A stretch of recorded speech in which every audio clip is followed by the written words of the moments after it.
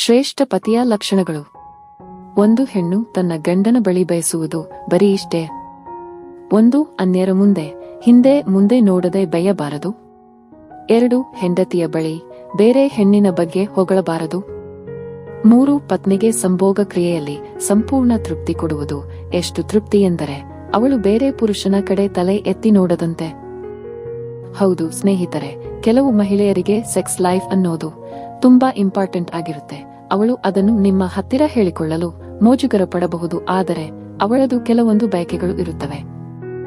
ಮಹಿಳೆಯರಿಗೆ ಸಂಭೋಗದಲ್ಲಿ ಆಸಕ್ತಿ ಹೆಚ್ಚಾದಾಗ ಗಂಡ ಅದನ್ನು ನಿರ್ಲಕ್ಷಿಸಿದ್ದರೆ ಅವಳು ಬೇರೆ ದಾರಿ ಹುಡುಕಲು ಪ್ರಯತ್ನಿಸುತ್ತಾಳೆ.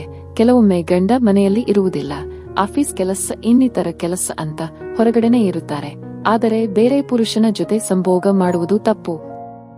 ಮಹಿಳೆಯರೇ, ನಿಮ್ಮ ಕಾಮದಾಸಕ್ತಿ, ನಿಮ್ಮ ಲೈಂಗಿಕ ಜೀವನದ ಸಮಸ್ಯೆ ಬಗ್ಗೆ ನಿಮ್ಮ ಗಂಡನೊಂದಿಗೆ ಹಂಚಿಕೊಳ್ಳಿ. ಅದಕ್ಕೆ ಪರಿಹಾರ ಹುಡುಕಿಕೊಳ್ಳಿ.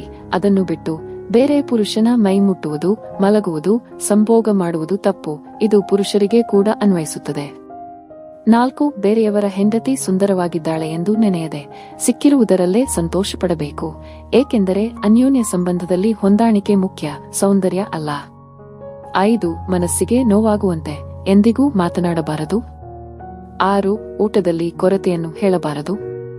7. ಮನೆಯಲ್ಲಿ ಪತ್ನಿಯ ಜೊತೆ ಜಗಳ ಮಾಡಿ ಸಮಾಧಾನ ಮಾಡದೆ ಹಾಗೆಯೇ ಇರಬಾರದು. 8. ಚಿಕ್ಕ ಚಿಕ್ಕ ಸಹಾಯಗಳನ್ನು ಮಾಡಬೇಕು. ಚಿಕ್ಕ ಚಿಕ್ಕ ಆಸೆಗಳನ್ನು ಈಡೇರಿಸಬೇಕು. ಹೆಂಡತಿ ಕೂಡ ಚಿಕ್ಕ ಚಿಕ್ಕ ವಿಚಾರ ಬೆಟ್ಟದಷ್ಟು ಮಾಡದೆ ಹೊಂದಿಕೊಂಡು ಹೋಗಬೇಕು. 9. ನನಗಿರುವ ಕಷ್ಟವು ನನ್ನ ಹೆಂಡತಿಗೂ ಇರುತ್ತದೆ ಎಂದು ಅರಿತುಕೊಳ್ಳಬೇಕು. 10. ಕೋಪ ಮಾಡಿಕೊಳ್ಳಬಾರದು. ಮಕ್ಕಳ ಮುಂದೆ ಬೈಯಬಾರದು. 11. ಯಾವುದೇ ಸಂದರ್ಭದಲ್ಲಿಯೂ ಯಾರ ಮುಂದೆಯೂ ಕೂಡ ಹೆಂಡತಿಯನ್ನು ನಿಂದಿಸಬಾರದು. 12. ಅಮ್ಮನ ಬಳಿ ತೋರಿಸುವ ಪ್ರೀತಿ ಹೆಂಡತಿಯ ಬಳಿಯೂ ತೋರಿಸಬೇಕು. 13. ಹುಷಾರಿಲ್ಲದೆ ಇದ್ದಾಗ ಹತ್ತಿರವಿದ್ದು ನೋಡಿಕೊಳ್ಳಬೇಕು. 14. ಮುಖ್ಯವಾದ ಸಮಾರಂಭಗಳಿಗೆ ಜೊತೆಯಲ್ಲಿ ಕರೆದುಕೊಂಡು ಹೋಗಬೇಕು. 15. ಪ್ರೀತಿ ಮತ್ತು ಸಂತೋಷದಿಂದ ಇರಬೇಕು.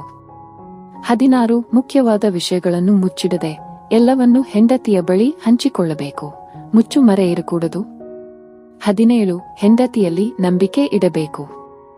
18. ಕುಟುಂಬದ ಮುಖ್ಯವಾದ ವಿಷಯಗಳನ್ನು ಹೆಂಡತಿಯ ಜೊತೆಗೂಡಿ ಆಲೋಚಿಸಬೇಕು. 19. ವರ್ಷಕ್ಕೆ ಒಂದು ಸಲವಾದರೂ ಪ್ರವಾಸಕ್ಕೆ ಅಥವಾ ಹೊರಗಡೆ ಎಲ್ಲಾದರೂ ಸುತ್ತಾಡಲು ಕರೆದುಕೊಂಡು ಹೋಗಬೇಕು. 20. ಹೇಳುವುದನ್ನು ಸಮಾಧಾನವಾಗಿ ಹೇಳಬೇಕು, ಕಿರುಚಾಡಬಾರದು. 21. ಹೆಂಡತಿಯ ಮಾತನ್ನು ಗೌರವಿಸಬೇಕು. ಅವಳೊಂದಿಗೆ ಮನಸ್ಸು ಬಿಚ್ಚಿ ಮಾತನಾಡಬೇಕು. 22. ಮಕ್ಕಳು ಮತ್ತು ಕುಟುಂಬಕ್ಕೆ ಪ್ರಾಮುಖ್ಯತೆ ನೀಡಬೇಕು. ಸ್ನೇಹಿತರೆ, ಹಾಗೆ ನೋಡಿದರೆ ಪ್ರತಿಯೊಂದು ಹೆಣ್ಣು ಬಯಸುವುದು ಇಷ್ಟೇ. ಅದೇನೆಂದರೆ ಅವಳನ್ನ ಕಣ್ಣೀರು ಹಾಕಿಸದೆ ಮನಸ್ಸನ್ನ ಅರಿತು ಕಣ್ಣರೆಪ್ಪೆ ತರ ನೋಡಿಕೊಳ್ಳೋ ಗಂಡ ಸಿಗಬೇಕು ಅಂತ. ಒಂದು ವೇಳೆ ಹಾಗೆ ನೋಡಿಕೊಳ್ಳುವ ಗಂಡ ಸಿಕ್ಕರೆ ಎಷ್ಟೇ ಕಷ್ಟವನ್ನಾದ್ರೂ ಅವಳು ಸಹಿಸಿಕೊಳ್ಳುತ್ತಾಳೆ, ಅದೆಷ್ಟೇ ನೋವನ್ನಾದ್ರೂ ನಗುತ್ತಾ ಸ್ವೀಕರಿಸುತ್ತಾಳೆ. ಗೆಳೆಯರೇ, ಈ ವಿಡಿಯೋ ನಿಮ್ಗೆಲ್ಲ ಇಷ್ಟವಾಗಿದೆ ಎಂದು ಭಾವಿಸುತ್ತೇನೆ. ಇದೇ ರೀತಿಯ ಉಪಯುಕ್ತ ಮಾಹಿತಿಯೊಂದಿಗೆ ಮುಂದಿನ ವಿಡಿಯೋದಲ್ಲಿ ಸಿಗೋಣ. ವಿಡಿಯೋ ಇಷ್ಟ ಆಗಿದ್ರೆ ಲೈಕ್, ಶೇರ್ ಹಾಗೂ ಸಬ್ಸ್ಕ್ರೈಬ್ ಮಾಡುವುದನ್ನು ಖಂಡಿತ ಮರಿಬೇಡಿ. ಕೇಳಿದ್ದಕ್ಕಾಗಿ ಧನ್ಯವಾದಗಳು.